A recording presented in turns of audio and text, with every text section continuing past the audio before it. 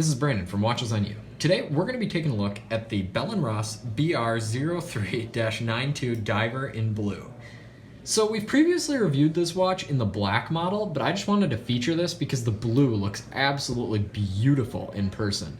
It gives this watch a completely new personality, and I think it looks very, very nice. So I'll remind you, we're here at JB Hudson Jewelers in Minneapolis, Minnesota, who's an authorized retailer of Bell & Ross.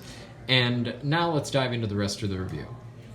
So this watch comes with a 42mm square case, as is obvious. That's kind of a common theme with Bell & Ross. I mean, they're made to look like they can be bolted into an airplane dashboard in the cockpit.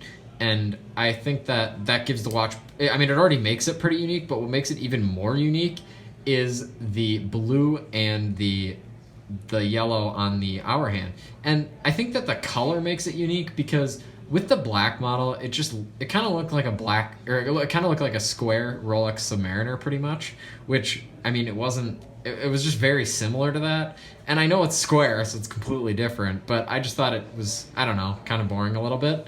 And I think with this blue, it gives it a completely different character. I really like that yellow, and I really like the blue that they chose for the piece.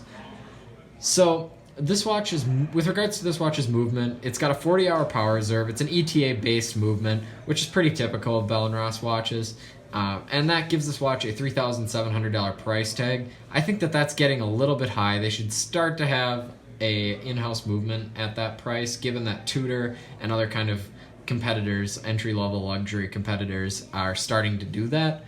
But I mean, it is a 3,000 meter. It has a 3,000 meter water resistance, so it's definitely a true dive watch. It is different than their other sort of dive style watches that are in their heritage collection, which only have a 100 meter water resistance.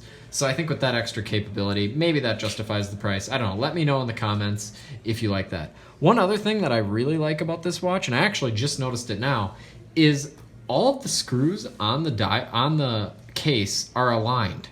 I've never seen that, especially with a watch in this price range. I mean, on Audemars Piguet, they make it look like the screws are aligned on the front, which they are, but they're not actually screws. The screws that screw in are on the bottom, and they're often not aligned, and Hublot doesn't even try, so they're just completely all over the place. But actually, they did on this watch, and I think that looks very, very nice. So now moving on to a wrist shot, and before I do that, I'm going to mention a little bit about the strap. So the strap is very, very thick. It's a very thick rubber. It could definitely be used as a dive watch, and you could definitely feel secure with it on your wrist. Also making you feel secure is the buckle, which is extremely thick. It's extremely well finished, and I would have no problem keeping this on my wrist. I definitely prefer this to a bracelet. If I were diving with it, I'd definitely prefer it to that.